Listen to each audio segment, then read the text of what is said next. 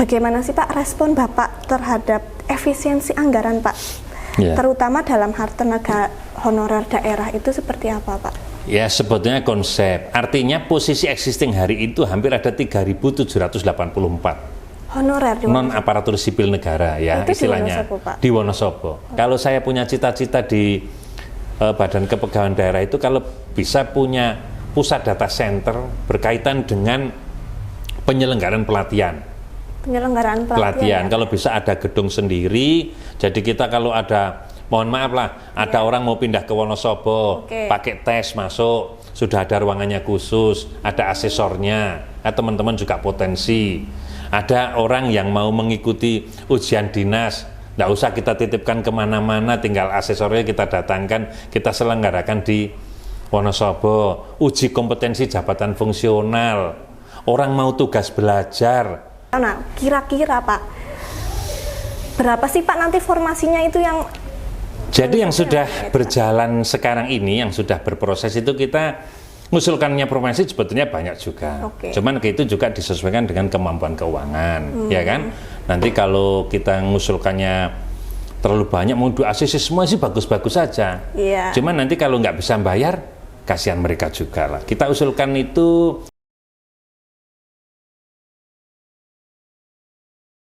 Assalamualaikum warahmatullahi wabarakatuh. Waalaikumsalam warahmatullahi wabarakatuh. Selamat pagi sahabat Suara Merdeka dimanapun kalian berada. Tentunya pagi ini harus diawali dengan semangat pagi yang luar biasa. Kali ini kita mendatangi kantor BKD atau Badan Kepegawaian Daerah, yang dimana sebelumnya beritanya sempat viral di media sosial, yaitu terkait pembekalan kepada 72 ASN yang akan menghadapi purna tugas tahun 2026 atau 2027. Nah, sekarang saya sudah ditemani oleh tamu undangan saya, yaitu Kepala Dinas BKD sendiri, Pak Triantoro. Selamat pagi Pak Tri. Selamat pagi Mbak. Sehat Pak? Alhamdulillah. Jangan saya juga. Alhamdulillah Pak Tri. Syukur. Oh ya Pak, ini untuk ngobrol-ngobrol santai kali ini kita akan membahas tentang yang kemarin sudah BKD awali dengan pembekalan ya Pak ya. Sekitar 78 ASN ya Pak ya waktu 78. itu. Oke, hari Kamis di Resto Ongklok ya Pak. Nah Pak, itu menurut saya itu sebuah ide menarik Pak. Itu gagasan awalnya seperti apa Pak? Boleh diceritakan? Jadi gini ya, awalnya itu begitu mau penyerahan SK pensiun pimpinan itu saya lihat, saya amati pidatonya mesti mendoakan agar setelah mengabdi kemudian kembali di tengah masyarakat itu tetap enjoy gitu. Nah, enjoy ini faktornya banyak. Yang pertama, so pasti sehat, ya kan gitu. Rukun dengan keluarga, karena di masa-masa usia 58, 60 ini kan betul-betul butuh kembali di keluarga yang tadinya mungkin 30 tahun bahkan ada yang lebih sudah mengabdi.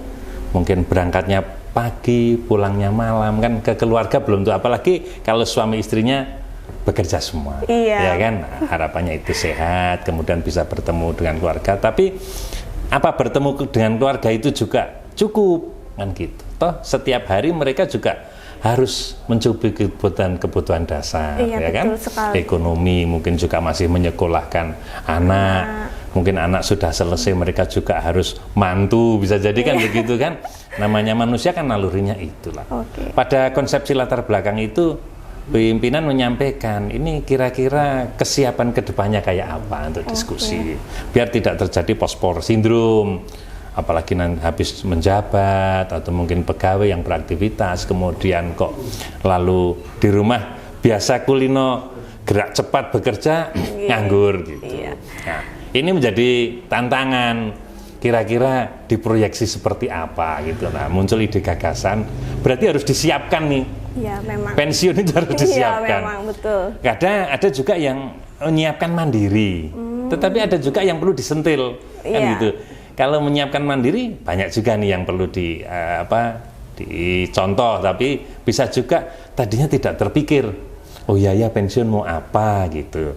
Tapi setelah ketemu pensiun mau apa, hobinya apa, kemampuan permodalannya gimana, skemanya gimana lah. Ini yang mendorong untuk menyiapkan itu, maka perlu setidaknya dilakukan pembekalan. Artinya apa?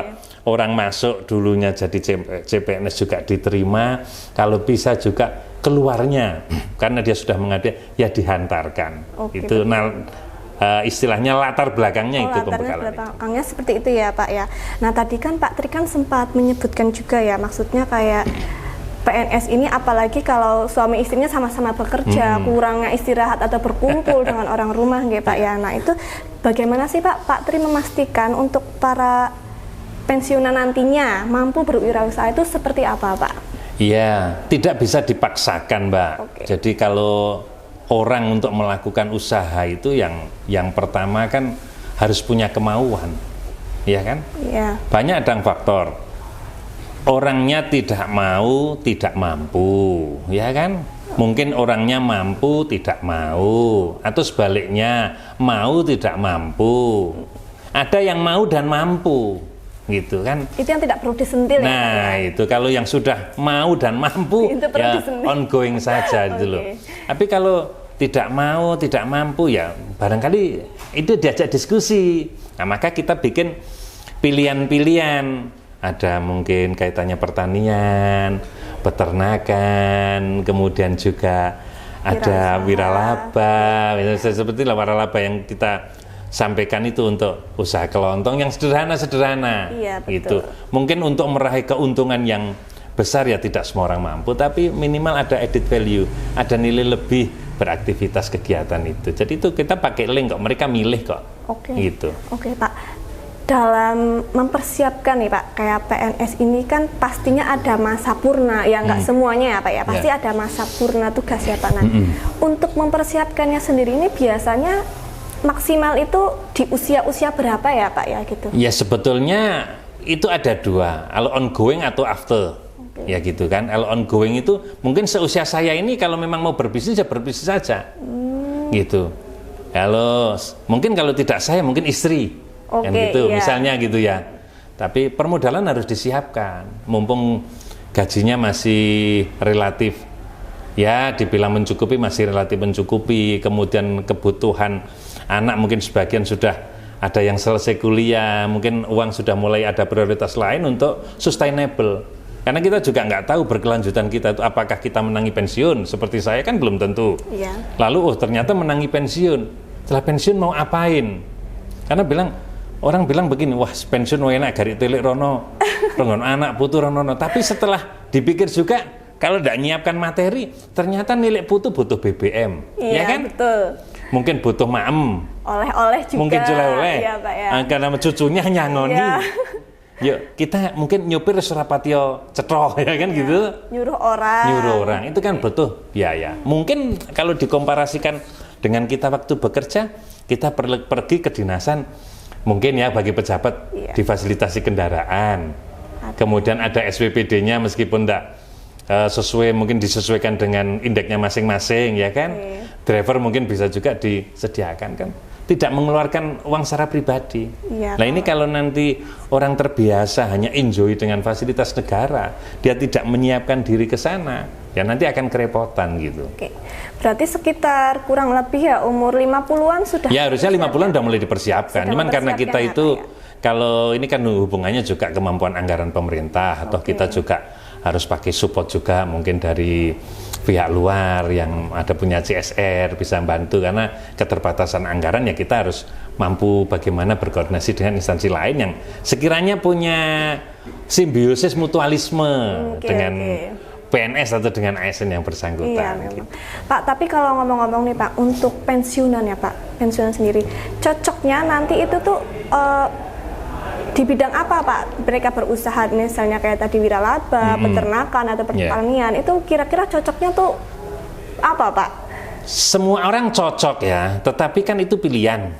Itu jadi memang pensiun itu dimanapun sebetulnya luas. Itu hanya kalau kita nanti yang milih yang usaha mau di pertanian, kan kita berpikir lahan. Nah, makanya kita undang narasumber kemarin itu yang bidang pertanian. Bagaimana dengan lahan yang terbatas, kemudian modal yang sedikit, tapi ada nilai lebihnya, gitu loh. Waktu itu ada jamur tiram, misalnya kayak gitu, jadi bisa pakai polybag di rumah, lahannya terbatas, tapi setiap hari dia bisa keluar rumah, di sekeliling rumah. Jadi aktivitas karena sudah pensiun itu kan tenaganya mungkin agak berkurang. Ini sih bukan berarti lemah, tetapi banyak yang purna juga masih sehat masih ya, bagus, Pak, ya. tapi ini minimal kan dikendalikan. Jadi jangan sampai pikiran kita terforsir ngurusi tanaman, ngurusi ini. Nah, tapi kalau pikirannya itu sambil hiburan, hobinya tersalur, nih hasil uang. Iya, jadi mungkin kayak, tidak jumlahnya banyak ya, betul. tapi ada hasilnya. Gitu. Ya jadi kayak apa ya,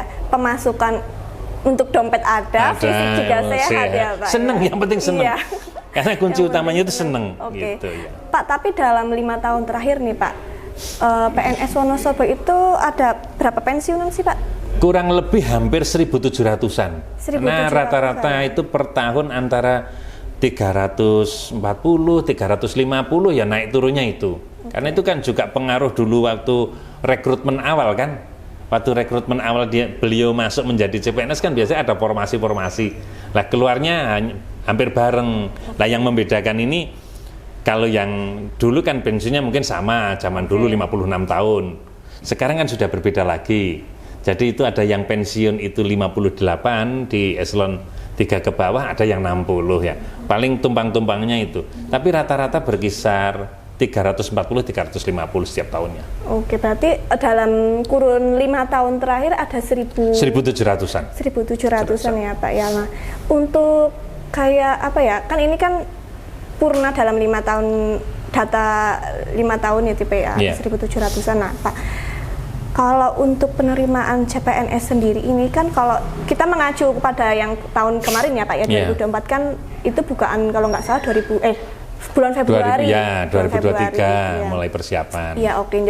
Ini kan karena belum ada informasinya, belum tahu. Nah, kira-kira Pak, berapa sih Pak nanti formasinya itu yang jadi yang sudah berjalan sekarang ini, yang sudah berproses itu kita ngusulkannya formasi sebetulnya banyak juga. Cuman itu juga disesuaikan dengan kemampuan keuangan, ya kan? Nanti kalau kita ngusulkannya terlalu banyak, mau ACC semua sih bagus-bagus saja. Cuman nanti kalau nggak bisa bayar, kasihan mereka juga lah. Kita usulkan itu 500 di tahun 2024 yang sedang berjalan ini. 500 orang 500 ASN. Orang. Nah, sekarang kan undang-undang ASN itu kan aparatur sipil negara dibagi dua. Calon pegawai negeri sipil atau nanti menjadi pegawai negeri sipil, kemudian yang satunya pegawai pemerintah dengan perjanjian kerja atau orang sering mengenal P3K. Nah, itu 66 kita pakai untuk CPNS, kemudian yang 434-nya untuk P3K. Itu P3K kita bagi tiga jenis formasi. Ada yang di bidang kesehatan, ada yang di bidang pendidikan, ada yang bidang teknis seperti di badan kepegawaian, mungkin di pariwisata, mungkin sekretaris DPRD, di sekretariat daerah, ini bekerja yang di bidang teknis. Tapi dari penerimaan CPNS yang kuotanya sedang diajukan 500 orang ya? Sudah. Nah, ini sudah mulai berproses, sudah diproses ya. Berarti ya Pak ya. Itu berarti nantinya BKD itu setiap tahunnya tetap akan kayak kemarin itu yang di Resto Onglok itu apa ya namanya? Pembekalan itu iya. Gitu ya. Tiap tahun pasti ada pembekalan. Ya ada. Itu kan pembekalan itu diambil 2 tahun sebelum beliau-beliaunya purna. Dia akan purna tahun 2026 dan akan purna di 2027. Nah, maka 1 tahun sebelum ini kita bekali biar ada toto-toto pandangan. Oh ya, mendengar ini kan ada proses belajar lah ya. Tapi kalau kita juga nggak memaksakan, lah udah cukup lah pensiun di rumah, alhamdulillah masih punya ini yang itu yang kita harapkan, gitu loh. Berarti pembekalan yang itu termasuk program dari BKD juga? Iya, program BKD memang, BKD, dan itu tadi yang di awal saya sampaikan, berinisiasi itu juga ada dorongan kita mendengarkan arahan pimpinan, bagaimana menyiapkan kawan-kawan, senior-senior kami yang mau purna, gitu. Minimal kan ada, itu daripada nggak disiapkan sama sekali, itu akan berbeda nanti hasilnya. Pak, ngomong-ngomong nih Pak, dari beberapa pensiunan itu tuh ada berapa persen sih Pak, atau ada berapa ratus orang yang berhasil dalam mereka berwirausaha sendiri setelah pensiun Pak? Kalau persen atau jumlah kita belum bisa melakukan survei, ya. Kita belum bisa melakukan survei, tetapi Kalau kita lihat beberapa, saya tidak enak nyebut by name ya, artinya. Tapi saya melihat senior-senior kami sudah banyak yang sukses. Jadi ada yang di pertanian, kemudian ada yang di perdagangan gitu. Bahkan pernah ada yang mencerita ke saya, Pak Tri, nek pegawai itu nggak bisa diwariskan. Tapi kalau perdagangan, toko apa bisa diwariskan gitu. Ini juga menurut saya menarik juga artinya. Tapi bukan berarti dia nggak putus jadi pegawai. Artinya kalau di sisi lain dia menjadi pegawai, kok anaknya kan belum tentu. Lalu SK-nya tak kasihkan anak saya biar menjadi pegawai, kan nggak bisa demikian. Nah, anak tetap didorong berusaha menjadi pegawai, tapi bisnisnya ini bisa diturunkan ke anak-anaknya, gitu loh. Iya, berjalan. Jadi orang, Mbak, kalau penghasilan dompet itu teratasi cukup, itu nyambet gawe ini insya Allah capable. Ya. Tapi jangan disandingkan, jangan dibandingkan dengan berarti nek orang nggak punya duit pas-pasan nggak capable, enggak ya. Jadi itu kembali ke integritas. Tapi akan lebih nyaman lagi pegawai itu tidak punya beban tanggungan yang repot, anak-anaknya bisa terbiayai. Ya, kalau mengandalkan dari pegawai negeri murni, ya, nyekolahkan kuliah itu juga sudah relatif harus menghela nafas panjang, harus menentukan prioritas. Mungkin makan yang 4 sehat 5 sempurnanya mungkin bisa juga tidak sebulan sekali, itu bisa ditata untuk nyukupi anak dulu, kan begitu. Pak, dari beberapa pegawai di Wonosobo ini kan kadang saya melihat ya Pak ya, ada beberapa pegawai yang sebenarnya mereka sudah mempersiapkan wirausaha di luar jam kerja ini. Nah, dari Pak Tri sendiri ini gimana Pak untuk menanggapi fenomena ini Pak? Justru saya sangat mendukung. Gitu. Kalau generasi Z lah logikanya, berbisnis sejak awal saya dukung. Gitu. Tapi ada catatannya. Jangan konsentrasi bisnis lalu dia meninggalkan kewajibannya sebagai aparatur sipil negara. Gitu. Mungkin merintis awal, ditata, dimanage, diatur waktu, gitu ya. Kemudian nanti selalu jalan, siapkan karyawan, dia tinggal mantu. Itu malah bagus. Satu, dari sisi internalnya dia pribadi maupun keluarganya sudah nyaman. Alhamdulillah, nanti kalau saya pensiun, saya tinggal mengalihkan pengawasannya ke sana, ini sudah, ekonominya sudah jalan misalnya. Sisi lain, mempekerjakan orang, ya kan? Sisi lain lagi, numbuhkan ekonomi di Kabupaten Wonosobo, ya kan? Itu, misalnya bisnis, mungkin apalah, usaha kecil, atau mungkin rumah makan, atau mungkin usaha-usaha yang lain. Jadi kalau memang bisa, kita tidak melarang lah orang berbisnis, yang bisnisnya yang benar, caranya yang benar, tetapi roh sebagai aparatur sipil negara tetap oke. Jadi kalau bisa malah karirnya bareng. Bisnisnya jalan, karir di pemerintahannya jalan, itu yang kita harapkan. Ya Pak. Kadang kan banyak yang meninggalkan jam kerja untuk gini-gini gitu ya Pak. Ya berarti ini untuk setidaknya profesional dahulu dalam pekerjaan, baru di luar jam kerja boleh bersambil gitu ya Pak. Ya Pak. Pak, tapi kalau saya boleh tahu Pak, sekitar berapa jumlah ASN sih Pak yang aktif berwirausaha untuk sekarang Pak? Secara hitungan kalkulasi saya belum lakukan, tapi saya melihat banyak gitu. Jadi teman-teman ini saya melihat punya usaha nih, cuman kan cok malu gitu, karena mungkin dikira pegawai negeri kok usaha, enggak apa-apa. Pegawai negeri profesi, usaha juga profesi. Yang penting di antara profesi itu saling menguntungkan, gitu loh. Jadi jangan sampai profesi yang utama kalah karena untuk profesi pribadi. Ini yang perlu disiasati. Dan saya lihat teman-teman yang punya bisnis, ya enjoy aja kok. Misalnya buka warung kopi, kan sore sepanjang dia pekerjaan di kantor selesai, dia sambil duduk sambil ngelembur. Sekarang pekerjaan itu juga bisa dilaksanakan beberapa dengan kerjaan lewat IT kan, nggak ada masalah. Sabtu Minggu libur, ikut kulaan, ya enggak apa-apa gitu. Berarti memang banyak yang itu di bidang wiralaba itu ya Pak? Ya rata-rata itu. Saya hanya ingatkan, jangan berbisnis tidak baik. Ya online ya monggo, online yang benar. Tapi jangan yang judi online, misalnya gitu loh. Ya kan nanti penyimpangan itu sudah larinya. Tapi kalau misalnya ibu-ibu sambil nyambi nawarkan dagangannya, dipotret lewat Instagram, beli dikirim tuh, kan nggak nyita waktu. Itu masih bisa dilakukan. Dan kalau dia punya karyawan satu sebagai admin aja kan sudah selesai, tidak ada persoalan. Oh ya Pak, tadi menyinggung judi online itu Pak, itu kan sebelumnya juga di akhir tahun 2024 itu banyak ya Pak ya kayak kasus judi online itu marak terjadi, entah itu orang biasa atau pegawai negeri pun bahkan ada yang ikut ya Pak ya. Nah itu kira-kira Pak di Wonosobo sendiri tuh ada nggak sih Pak sebenarnya? Kalau soal itu bukan pada kapasitas saya untuk menyampaikan ada apa tidak. Kapasitas kami dari Kepegan menghimbau. Oh, menghimbau. Iya, menghimbau. Jangan ini, jangan ini, jangan ini. Kami tidak berkapasitas untuk menangkap orang yang itu. Tapi kalau yang bersangkutan mungkin tertangkap sampai dia bermasalah dan kita nanti juga diberitahu bahwa itu bermasalah, kalau itu aparatur sipil negara mesti ada tindakan-tindakan sesuai dengan ketentuan itu. Oke, berarti imbauan itu tuh ada setiap tahun atau misalnya setiap apel? Hampir di apel, di pertemuan, didorong, dan itu tidak hanya BKD, pimpinan nyampaikan secara berjenjang. Itu. Memang ya maksudnya apa ya? Mungkin ingin lebih cepat mungkin ya, jadi. Ya nggak tahu pola pikirnya, bang saya nggak melakukan.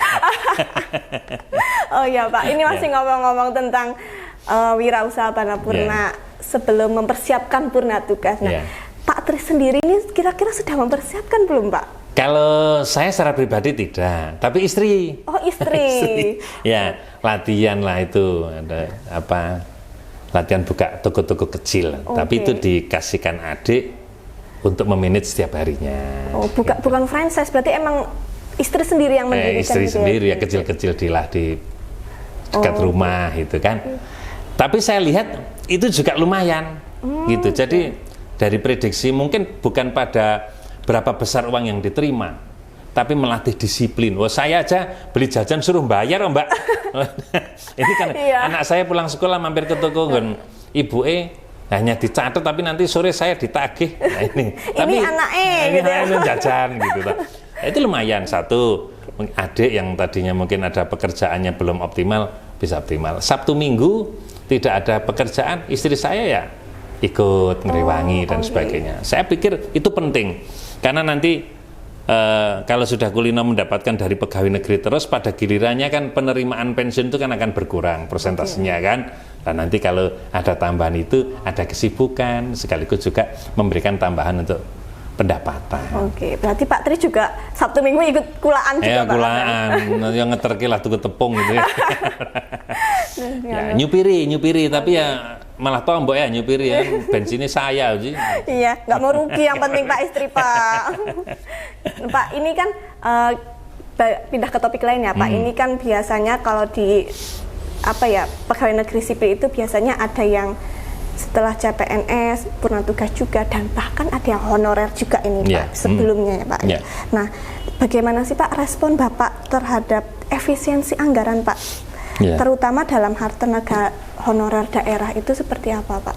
Ya sebetulnya konsep, artinya posisi existing hari itu hampir ada 3.784 honorer non aparatur sipil negara ya itu istilahnya di Wonosobo. Itu mulai dari cleaning service, security ya kan, di dalam driver, yang di teknis, di nakes, di guru, nyebar. Itu yang di negeri loh. Kita belum tahu lagi yang di swasta. Ya kan, yang di negeri yang mencoba kita potret. Nah, kita lihat itu ada 3.784. Kalau berbicara soal efisiensi anggaran, kondisi hari ini masih on the track gitu. Kalaupun itu mungkin ada kelebihan sedikit melampaui 30% dari belanja pegawai, masih ada angka toleransi karena teman-teman yang non ASN itu nanti kan akan masuk diterima menjadi CPNS ada juga yang akan diterima menjadi pegawai pemerintah dengan perjanjian kerja.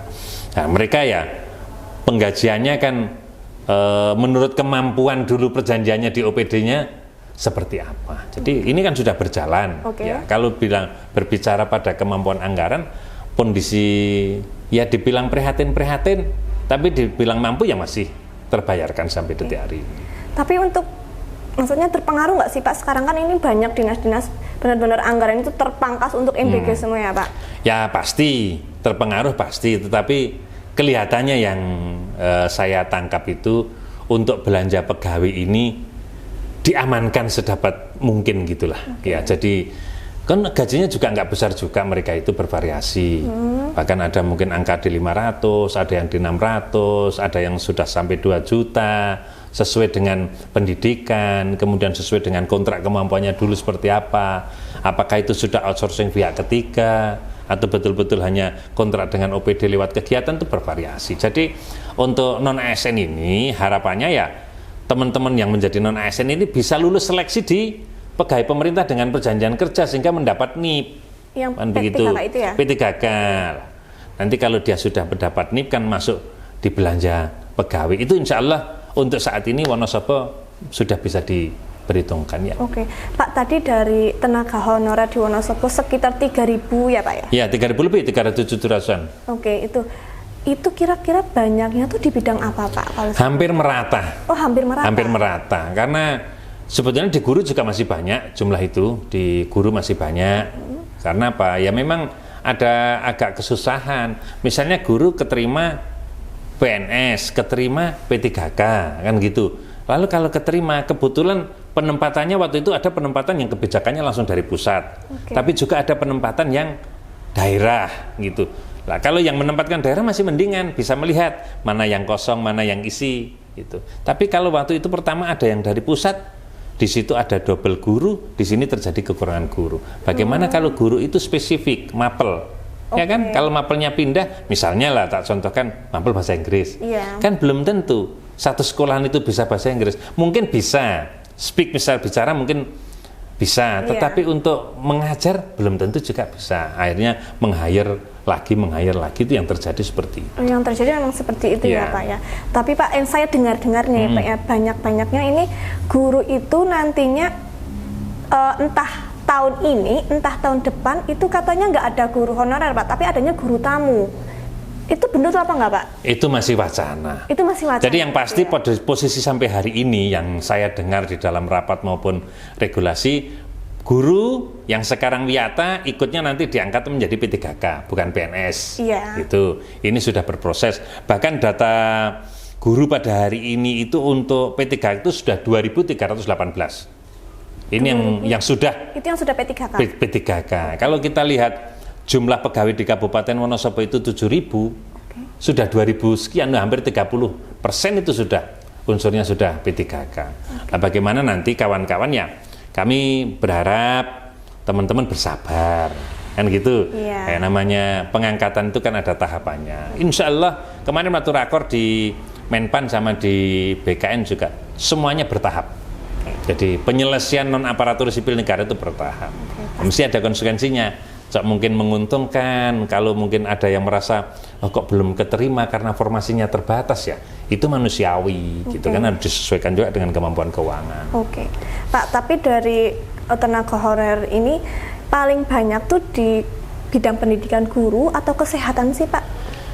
Jadi nyebar Mbak, nyebar. Hampir teknis juga banyak. Teknis juga banyak. Di teknis kan sekarang di semua OPD ada, gitu. Tapi dominasi ya hampir berimbang-berimbang aja kok. Itu antara di pendidikan, di kesehatan, di teknis. Tapi yang paling banyak mungkin di guru sama yang di teknis. Kalau yang di kesehatan kan rata-rata ini hanya di puskesmas sama rumah sakit kan lebih terbatas. Nek guru kan hampir merata se Kabupaten Wonosobo yang di negeri itu. Kalau kesehatan masih apa ya? Melayu lari ke swasta ya Pak ya, rumah sakit swasta. Artinya kan di jumlah yang bekerja non ASN di kesehatan itu tidak begitu banyak. Gitu. Di kesehatan kan ada dua, yang satu nakes, non nakes. Kalau dokter itu kategori nakes, non nakes bisa juga dia bekerja di cleaning service-nya, bekerja di administrasinya. Ini kategori teknis. Gitu. Itu untuk guru. Kalau dosen juga ada nggak sih Pak, dosen tamu gitu? Kalau itu kan kewenangannya sudah kewenangan provinsi. Kita kan ya sampai SMP, SMA sudah menjadi kewenangan ke sana, perguruan tinggi sudah larinya di atas kewenangan pusat. Nah, jadi itu dulu tuh pemerintah daerah Wonosobo itu pernah melakukan perampingan STOK ya Pak, apa struktur organisasi. Kalau dilihat-lihat ini kayaknya sekarang tuh nampaknya agak menggemuk gitu ya Pak ya. Jadi bisa nggak Pak diceritakan itu kok bisa menggemuk gitu? Sambil minum ya Mbak. Monggo Pak. Gini, jadi kalau berbicara struktur organisasi sebetulnya bukan di ranahnya saya. Itu ranahnya di sekretariat, di bagian organisasi, atau bisa juga di Pak Sekda gitu ya. Tapi kalau berbicara itu ya mungkin saya sedikit bisa komentar karena dulu saya pernah kabak organisasi dan kerja di Kasubag itu saya juga 8 tahun mengelola itu. Jadi persoalannya bukan gemuk tidak gemuk. Hari ini memang tuntutan organisasi. Sebetulnya malah sekarang perampingan. Oh, sekarang perampingan. Iya, karena organisasinya ada contoh. Badan Kepegawaian Daerah. Dulu ada kepala sekretaris Kasubag. Kepala sekretaris di bawahnya ada kabitnya 3, ada subbidang. Sekarang pejabat eselon 4 di bawah subbidang itu hilang semua. Jadi kalau berbicara gemuk mungkin organisasinya tetap, tapi personelnya pengampu pejabatnya yang dikurangi. Jadi banyak yang mengalih ke jabatan fungsional. Yang sampai eselon 4 itu sekarang hanya ada di kelurahan, kecamatan, Badan Pengelola Keuangan Daerah, Satpol PP, Dinas Pendidikan, di perhubungannya yang di Perkim kelihatannya yang ada. Rata-rata begitu. Jadi persoalan gemuk tidak gemuk kelihatannya masih wajar. Masih wajar-wajar saja berarti ya Pak. Berarti malah sekarang justru perampingan ya Pak ya? Ya, perampingan dari sisi personal. Contoh sekarang kalau kita lihat gemuk, Dinas Pertanian itu ada pertaniannya, ada tanaman pangannya, ada peternakan, ada perikanannya ya kan? Ya, Itu menjadi satu institusi. Kalau lihat Wonosobo, padahal pertanian itu unggulan kan gitu. Artinya mungkin perlu lembaga tersendiri, tapi sekarang masih terampu itu dan cukup ya kan. Jadi bukan pada gemuk, tetapi justru sekarang itu malah pejabat yang di eselon 4 itu tidak ada, jadi ini juga bisa juga mempengaruhi di dalam kinerja organisasi. Oke, Pak, ngomong-ngomong perampingan ini, perampingannya tuh dimulai dari apakah baru kemarin tahun 2024 atau sejak kapan itu Pak? Oh itu sudah lama Mbak, sudah lama. Sudah ada 10-an tahun lah ya. 10-an tahun? Iya, perampingan itu kan ini penataan kelembagaan ini sudah relatif, mulai PP 84 dulu kalau tidak salah itu, tahun 2000 berapa, sudah mulai dievaluasi, kemudian naik turun. Ini kelihatannya 5 tahun ke sini sudah tidak pernah membicarakan kelembagaan, paling hanya meningkatkan status, dan mungkin dari tipe C menjadi tipe B, seperti itu aja. Ini tidak terlalu signifikan lah. Berarti cuma peningkatan status saja ya Pak ya. Pak, gagasan apa aja sih Pak yang Bapak nantinya tuh akan cita-citakan untuk konsep kepegawaian masa depan yang mendatang di Kabupaten Wonosobo sendiri Pak? Yang pertama, saya secara pribadi maupun kedinasan berharap pegawai itu semuanya berintegritas. Ya. Jadi kalau berintegritas itu sesuai dengan core value ASN berakhlak itu ya, nyambet gawe yang bener. Itu sederhana kan? Jujur, disiplin, yang tertib, ngelayani masyarakat pakai hati, ojo sombong. Ya kan? Iya betul Pak. Jangan sombong, karena apa? Kita pegawai itu hari ini ibaratnya akuarium. Ada bagusnya mungkin disenyumi aja, begitu ada ndak bagusnya mungkin sudah dikomentari macam-macam. Kan gitu ya. Jadi kita sekarang diawasi. Akhirnya memberi pelayanan tidak baik aja bisa dipotret, bisa diviralkan, seperti itu kan. Itu satu. Cepat sekali Pak ya. Maka kunci pegawai itu harus punya integritas yang tinggi. Ya, kalau orang punya integritas, cekelane pada regulasi, tapi melayani itu dengan hati, insya Allah nggak banyak musuhnya lah. Gitu. Lah kalau itu dilakukan semua pegawai, baik di jajaran pendidikan, kesehatan, teknis, bahkan level security, driver, kebersihan, semuanya melayani dengan baik, mesti kesan itu akan bagus. Orang nek sudah seneng, sudah nyaman, urusan apapun gampang. Itu satu, integritas. Kedua, ini kan tadi saya lihat dari personilnya, dari orangnya. Kalau saya punya cita-cita di Badan Kepegawaian Daerah itu, kalau bisa punya pusat data center berkaitan dengan penyelenggaraan pelatihan. Kalau bisa ada gedung sendiri, jadi kita kalau ada, mohon maaf lah, ada orang mau pindah ke Wonosobo, pakai tes masuk, sudah ada ruangannya khusus, ada asesornya, teman-teman juga potensi.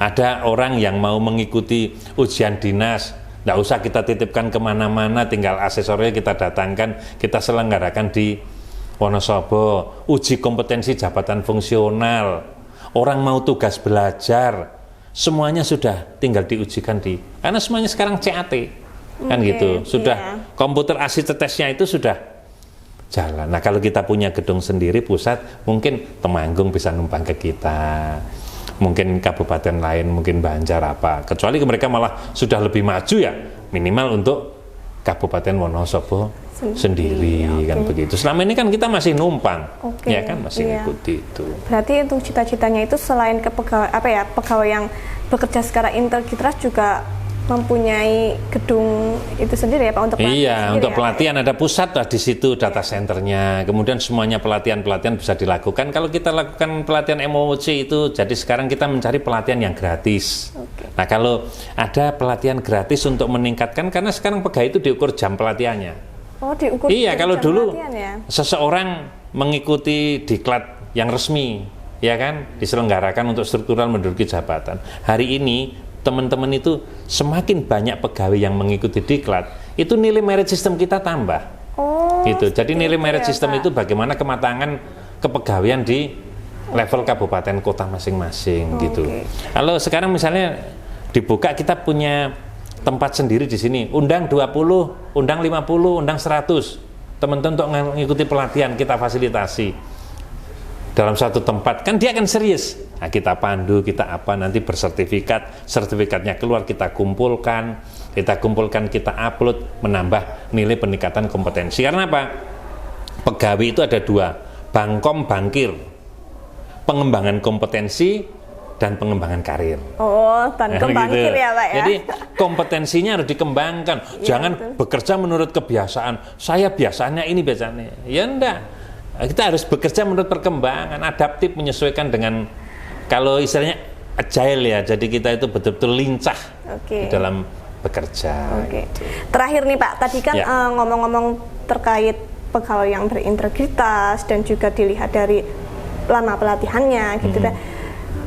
Selama ini nih prestasi apa sih Pak yang sudah BKD Wonosobo sendiri raih itu? Ya. Kalau berbicara prestasi, sebetulnya sudah banyak, cuman satu persatunya nggak begitu hafal.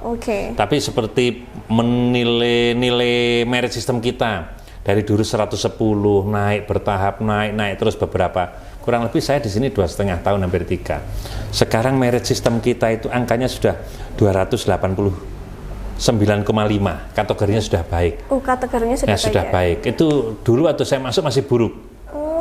Itu sepele satu. Jadi menggerakkan organisasi ini menjadi merit sistemnya mempunyai nilai kategori baik, itu nggak BKD aja. Ada organisasi, ada inspektorat, ada Bapeda, ada macam-macam yang lain yang memang harus kita koordinir menjadi satu biar nilai di pemerintahannya itu tinggi. Nanti kalau sudah merit sistemnya baik, bahkan sangat baik, kita nggak perlu lagi pakai open bidding. Misalnya saya orang yang eselon 3 mau masuk ke eselon 2, kalau dulu kan dites, macam-macam kan, kalau itu enggak. Kalau sudah punya gedung sendiri, merit system mapan, langsung pasang pakai asesmen. Pakai asesmen. Jadi kalau ketemu asesmen, oh calon kepala BKD itu A, B, C, calon kepala PU, D, E, F, calon ini apa? Pak Bupati tinggal nyintangi, mana yang mau dipilih, sudah melihat istilahnya orang itu profilnya kayak apa, kemampuan kinerjanya kayak apa, paling mungkin tinggal diwawancarai, selesai. Pak. Berarti merit systemnya itu dari BKD sendiri memang sudah baik ya Pak ya? Ya, sudah baik. Kalau untuk maksimal baiknya itu unggul ya Pak ya Pak? Nah, dari baik menjadi sangat baik. Oh, sangat baik berarti, sangat bukan unggul ya Pak? Ya. Kalau dari sangat baik itu sekitar angkanya berapa Pak? Berkisar harusnya 350-an. Kira-kira. Jadi ini tak kejar insya Allah di 2025 ini saya berharap selesai. Tapi kalau saya masih di sini nggak ngerti. Ya berarti targetnya memang akhir tahun ini ya Pak ya? Akhir tahun ini di 2025 kami kejar lah. Dan saya berharap semua teman-teman harus bergerak. Kerja itu harus punya target. Nek kerja mengalir saja, kerjanya sekedar kerja ya repot. Kerja harus punya target. Betul Pak. Mungkin tadi itu sebagai penutup ya Pak ya, kalau BKD juga tuh selain mengisi atau menerima kepegawaian juga ada pembekalan untuk para pegawainya mau purna tugas. Selain itu juga integrasi pegawai juga harus memang ya Pak ya untuk meningkatkan itu juga. Terus juga dari merit sistemnya sendiri BKD ini sudah baik ya Pak ya, kategori baik, dan insya Allah nantinya akan targetnya 2025 ya Pak. Ya, harapannya bisa sangat baik. Sangat baik. Oke, kita tunggu teman-teman ya. Dan didoakan sama ikhtiar, doakan ikhtiar. Kita tunggu dan doakan ini BKD Wonosobo agar bisa mencapai merit system yang sangat baik. Oke, terima kasih Pak Triantoro, sama-sama. bincang-bincang santainya terkait dengan kepegawaian daerah yang ada di Wonosobo. Semoga ini bisa menginspirasi teman-teman yang lainnya dan juga saya tentunya ya Pak ya, sebagai ya pelaku pekerja gitu istilahnya ya Pak. Oke, sahabat Suara Merdeka, kali ini kita tutup untuk bincang-bincang santainya. Kita akan bertemu lagi di podcast selanjutnya. Terima kasih Pak. Terima kasih. Wassalamualaikum warahmatullahi wabarakatuh. Waalaikumsalam warahmatullahi wabarakatuh. Dah.